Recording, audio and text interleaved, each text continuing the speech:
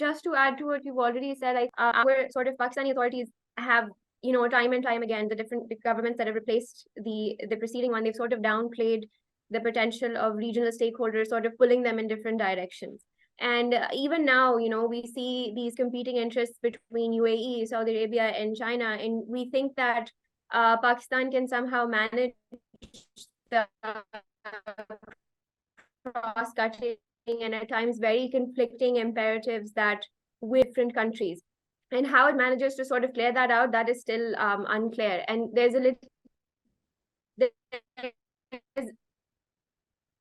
an assumption that the investments that are coming in things CPEC, and the two will not somehow compete with each other. And I think that's something that we've seen since the beginning, that we've had multiple investments and multiple projects that are set up, and somehow they tend to sort of offset each other.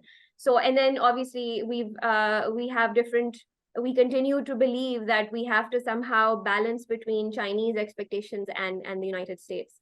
So but anyway, looking ahead, what for this economic crisis, what do you think can be the potential solutions that we can anticipate for Pakistan's future, and how might this very complex situation it continue to evolve in the next coming months?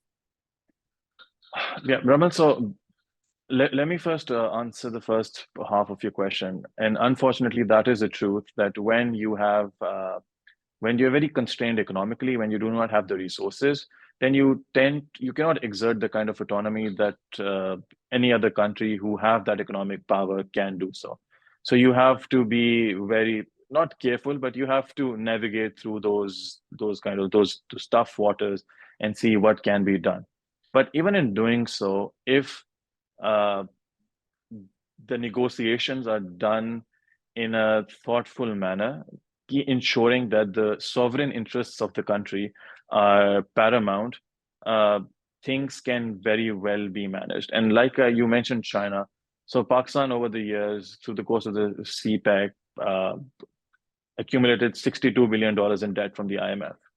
So it's not just about the loan that we accumulated, and I've done some research, and I also spoke with Michael Kugelman on this particular topic a while back as well, that the terms of agreements, the interest rates, and more than the interest rates, the non-economic aspects of CPEC, I think were quite had an adverse impact on Pakistan. For example, when we talk about foreign direct investment, FDI, we do not just look at the amount that FDI brings. We also look at the other externalities, the positive externalities in terms of skills transfer, in terms of engaging with the local population.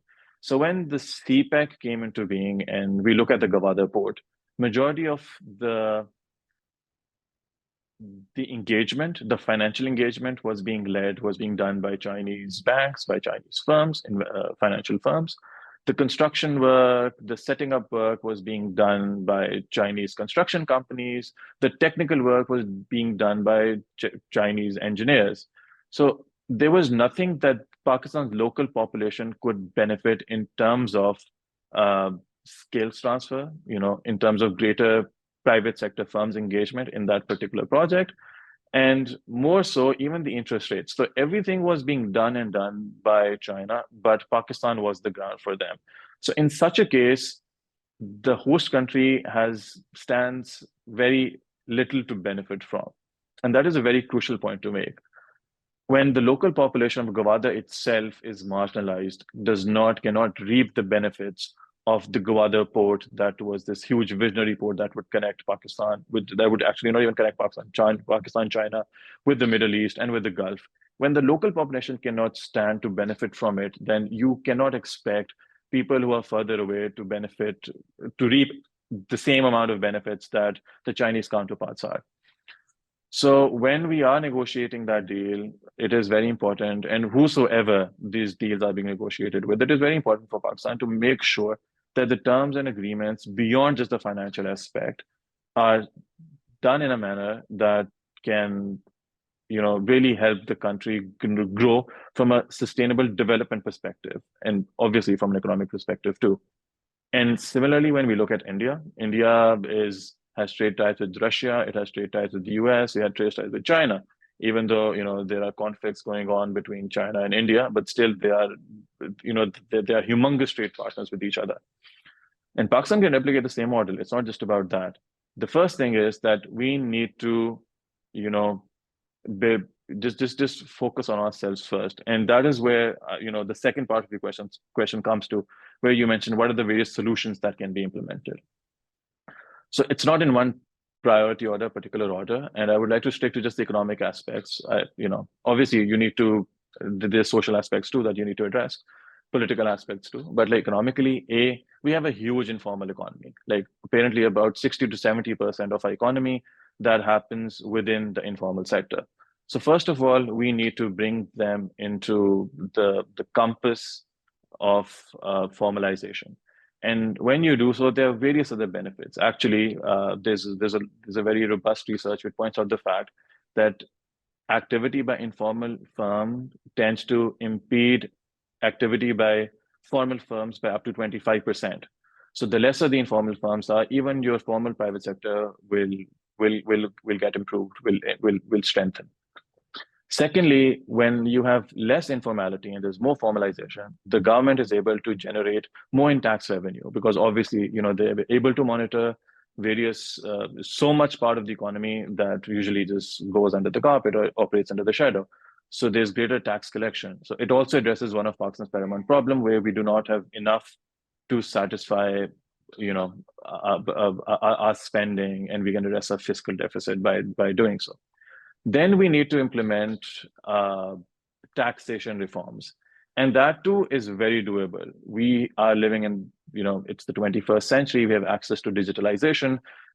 There are various digital tools that have been implemented, again, just within South Asia, if we look at it, where they've been able to monitor, inspect, and evaluate various mechanisms and bring various people, various groups, various firms, various parts of the sector within the tax break by doing so. And there are other tools that can be employed as well. There's a carrot and a stick methodology, where you either give incentives or you improve your enforcement one way or the other. So that the burden that the common man is facing at the moment, that Pakistan tends to do, is by levying indirect taxes. What we're seeing in the form of the energy crisis, you can avoid those scenarios where the common man does not have to face the brunt of these missed policies, to say so, or the IMF programs. The other thing that I want to highlight is that we need to get away with all the market failing subsidies. For example, we subsidize fuel, we tend to subsidize fuel. But in doing so, what we're really doing is that we are draining our foreign reserves at an amplified pace, because fuel is something that we do not produce. This is something that we buy from the rest of the world. And we already do not have, we have faltering reserves. We do not have the US dollar with which we can buy. And when you're subsidizing that, then it's just a recipe for disaster. Additionally, at number 4, I think we need to look towards privatization. A lot of our state-owned enterprises, firms like the steel mill, used to the PIA, and our other energy-making houses, they all that come within the bracket of SOEs, they are bleeding the economy. They are not functioning effectively, efficiently. There's extra workforce. They're continuously, year after year, they are operating in losses. And your government, your country, does not have the funds to kind of bail them out every other time. They need to be privatized. They need to work, operate in how an efficient, money-making, profit-oriented private organization tends to function.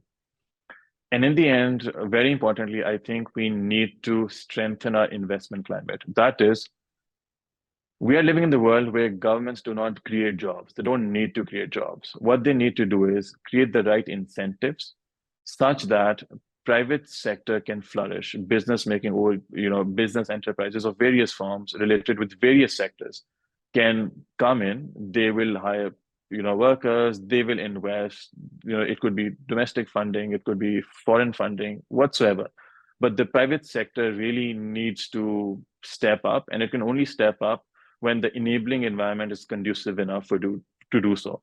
And this is where the role of the government comes in, where they need to by a set of de jure or de facto rules and policies, legislations, doing business policies. They really need to support that enabling environment. And we need to really make sure that we go away or tend to incentivize non-productive capital-oriented sectors like the real estate. And it all comes down to incentives. And I say that again, because when, as an investor, you only get to pay somewhat between 0 to 1% on a land holding, versus you get to pay 29 to 30% if you set up a business corporation, then obviously you will invest in land holdings, you will invest in real estate. And that has been one of the crux of Pakistan's issue, because you cannot export real estate. It does not generate much value that can be consumed by the global world. And it's just a non-productive asset, as simply put.